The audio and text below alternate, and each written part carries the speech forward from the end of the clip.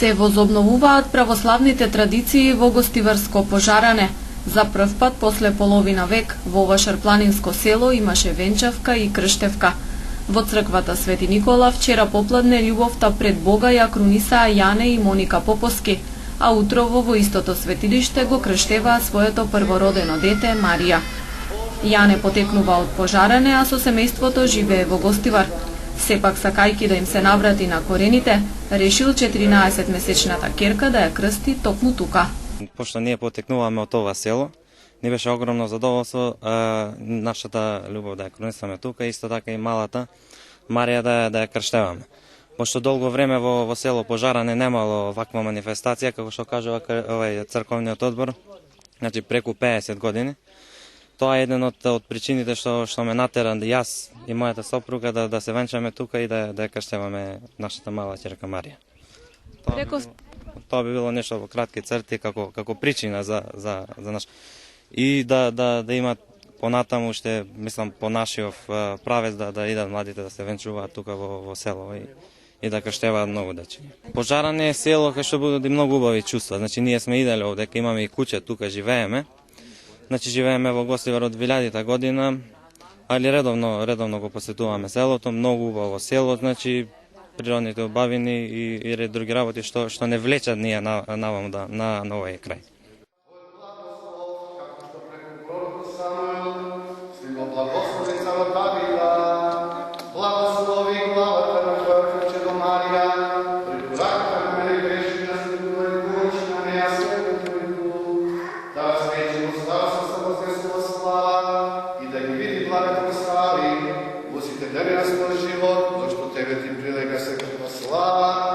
Често поклонување на Отца и Сина и Светиот Дух, сега секогаш и во вечни векови. Амин. Слава Тебе, Христе Боже, надеж наша, слава Тебе. Христос вистинскиот Бог наш.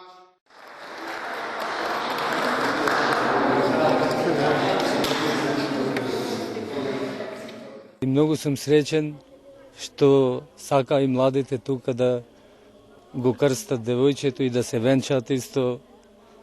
И многу им се заблагодарувам на црковниот одбор и на радио, ова телевизија КИС. И чувствата се прекрасни, значи ова ни е нас прво внуче, а посебно задоволство ни е што се крштева во црквата каде што е роден и нејзиниот татко. Во Пожаране денес живеат десетина семејства. Селото заживува во летниот период, кога во убавата природа и свежиот воздух доаѓаат да уживаат оние кои потекнуваат од овој крај. Летниот период е доста посетено. Скоро нема куќа што не е отворена, додека во зимниот период имаме обсипување од бидејќи децата за школа, старците сами не можат, така што моментално живеат околу 10 до 12 куќи. Оние што се бава со чарството. Инаку во летниот период доста е ова живо, има народ, има многу луѓе кои се од страна дојдени. Тука сум се родил, тука се моите корени. Токму затоа и често доаѓам тука, бидејќи наоѓам душевен мир. Во Пожаране, освен црквата Свети Никола, има и храм посветен на Свети Илија. Пред 2 месеци започна изградбата на уште едно ново светилиште, црквата Свети Климент. Оттаму и надежта на пожаранци дека во иднина почесто ќе се радуваат на венчавки и крштевки во своето село.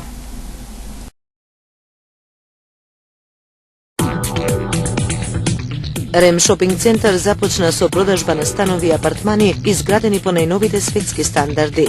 Становите се со површина од 48 до 159 метри квадратни. Секој стан има паркинг, мониторинг, видеофон, алармен систем и лифт.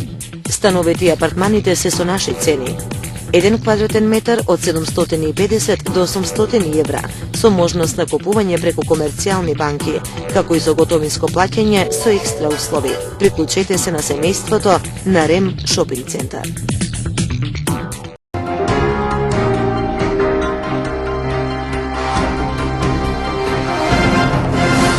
Иако заминаа печалбарите со нивните возила во Тетово, сообраќајниот метешник како да се намали. Огромниот број возила и недоволната патна инфраструктура и паркинзи се причините и во наредните месеци да имаме слична слика на булеварите, колони со возила кои споро се движат.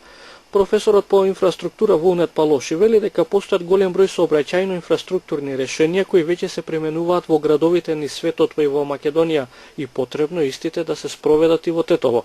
Што во центарот на Тетово е празен простор за паркирање, нели ово да речеме површинско паркирање не постои. Ние сега мора да идеме на таа варијанта за барање на тие локации што се предвидени на катно гаражирање. Во овој случај ова е исклучува работа на внатре во градот, исклучува работа на општинската администрација и тука општинската администрација не може само декларативно да каже ќе направиме. 2 години пројдоа на истите зборови ги слушаме, ни една промена не видовме.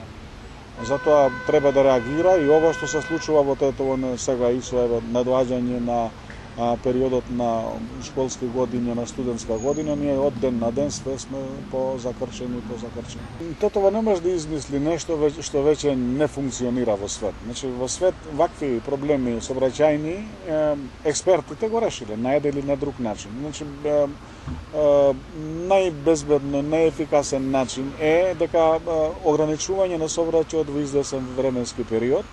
Тоа е најбезбеден начин за да може да функционира градот нормално. Инаку вчера градоначалничката на Тетово Теута Арифи информираше дека градот има изнајдено средства за подобрување на состојбата на улиците. Се размислува и за можностите за пренасочување на сообраќајот со изградба на обиколни патишта. Нашите анализи и од консултантите кои ги повикавме, значи имавме ние консултативен процес од двајца познати европски архитекти кои престојуваа во Тетово и направи анализа. Нивниот предлог е дефинитивно дека мора да се размисли за оттргнување на сообраќајот од центарот, од централното подрачје на градот и да се размисли значи за обиколни патишта кои не би ги однели сите патишта низ центарот на градот. Фактички тоа е и нивно размислување, но нормално во рамки на тој голем проект што го имаме за Тетово веќе после настанатите елементарни непогоди, мислам дека нашиот предлог ќе биде исто така инвестирање и во обиколните патишта на градот. Според градоначалничката, во тек се административните процедури околу катастарските парцели и обештетување на граѓани со цел да се пробие булеварот Благоја Тоска како едно од главните решенија за подобрување на сообраќајот во Тетово.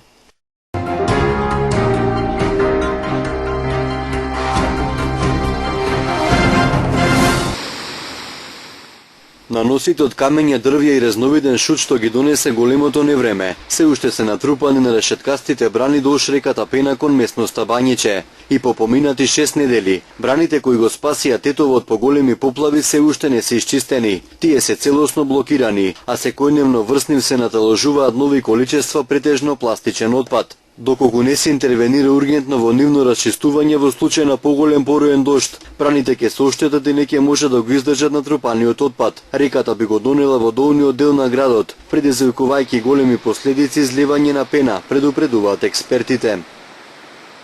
Не дај Боже пак да дојде уште некоја таква период на тие врнежи кои може да настанат сега, тогаш веќе е прашање дали тие брани ќе можат и вториот удар да го издржат. И тогаш може да се појави од браните сега може да се појави и тој негативен ефект, затоа што браната фактички ќе биде брана која што ќе го затвори, таа вода ќе ја затвори, а ако се таа вода ослободи после, ќе има тешки последици. Градоначалничката на Тетово Теута Арифи вели дека посебна владина комисија формирана по поплавите во Тетовско извршила увид на решеткастите брани.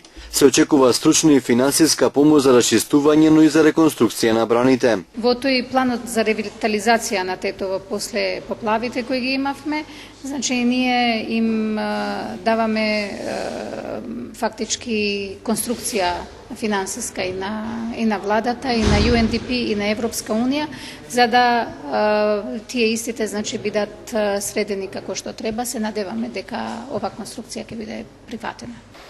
Од Центарот за управување со кризи кои ги координираат активностите околу справување со последиците од невремето, велат дека досега не добиле повратни информации од владината комисија околу можните зафати на браните.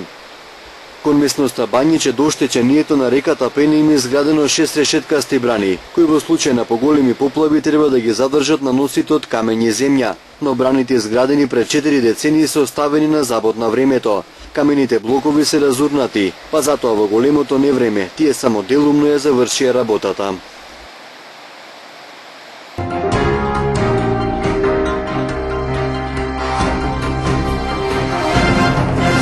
Канцеларијата за односи со јавност при Тетовската полиција денес информираше дека полициски службеници од надворешната канцеларија за криминалистички работи Гостивар вчера предпладне од 10 до 12 часот извршиле претрез во домот на куќата на 30 годишен гостиварец со иницијали ФА, лоцирана на улица Кеј Вардар. Со претресот, реализиран со соодветна судска наредба, биле опфатени 3 простории, предсобје, кујна и соба, и во една од нив затекнате ФА, кој кого е пронајдена црна футрола за научари, која ја чува во левиот джеп од неговите куси панталони. Во футролата се наоѓала поголема зипер кеса во која имало 143 мали пакувања со непозната прашкаста материја, најверојатно хероин. Сето пронајдено при претресот е фотодокументирано и одземено за вештачење, а во консултација и координација со јавен обвинител, 30 годишниот гостиварец е приведен и задржан во полициската станица Гостивар. Во текот на денешниот ден со адекватен поднесок тој ќе биде изведен пред судија во претходна постапка на Основниот суд Гостивар. Денес наутро околу 5 часот на ургентното оделение во Гостиварската болница била донесена 18 годишна гостиварка со тешки телесни повреди на главата и телото, што ги издобила при обидот да изврши самоубиство. Непосредно пред тоа таа скокнала од прозорецот на просторијата во која престојувала на третиот кат од куќата на улица Страхиња Симовски во Гостивар и од паѓањето на тротоарот сериозно се повредила. Нејзините најблиски веднаш ја пренеле во Гостиварската болница и покажаната лекарска помош, а поради видот и карактерот на сериозноста на повредите, итно е префрлена на скопските клиники. По овластување на јавен обвинител извршен е комплетен увид. Подигнате се траги за вештачење и се расветлуваат сите поединости околу мотивите, околностите и се друго поврзано со овој случај.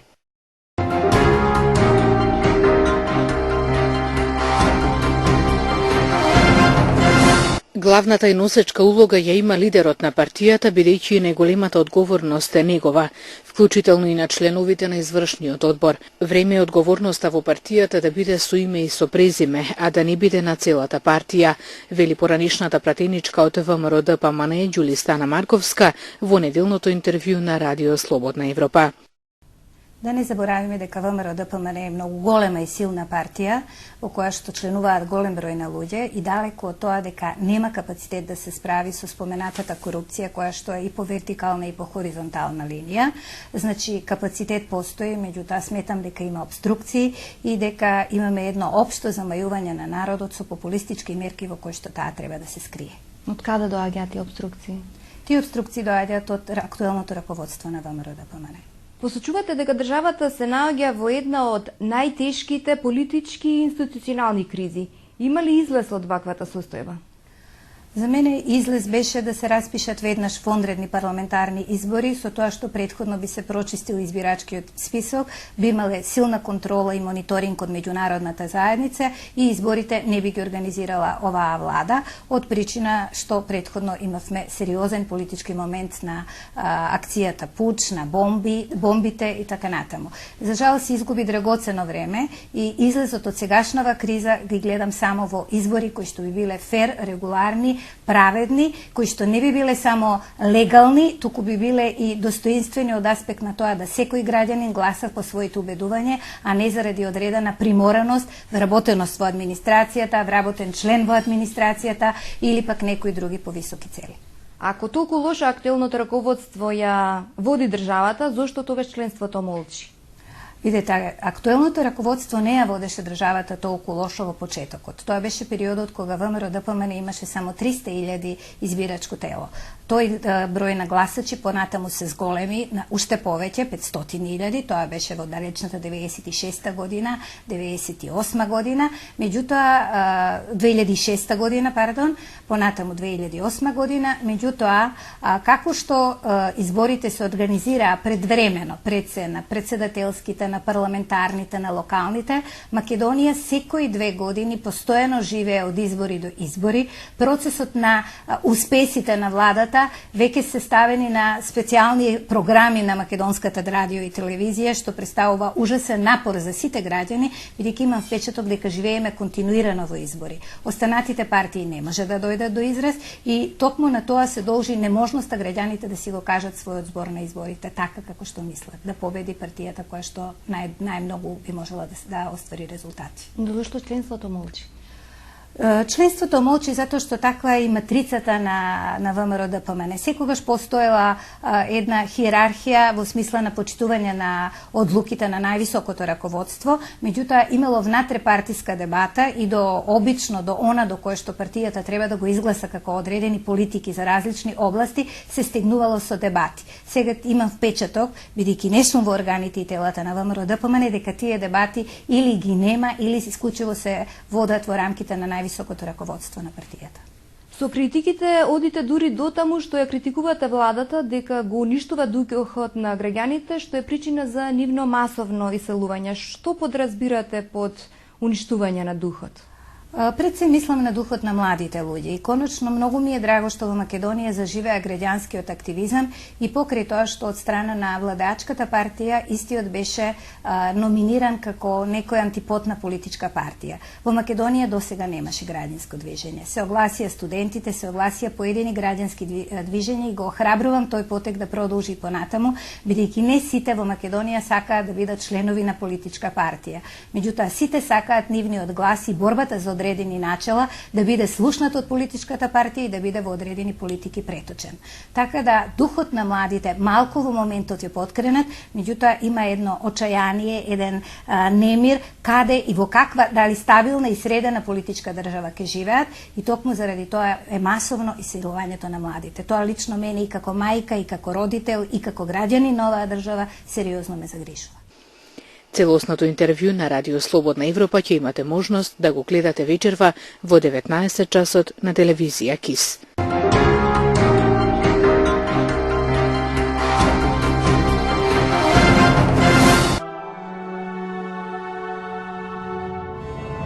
Денеска имавме претежно сончево и топло време со постудено утро. Утринските температури се движеа од 6 до 15, а максималните дневни температури достигнаа до 20, односно до 30 степени.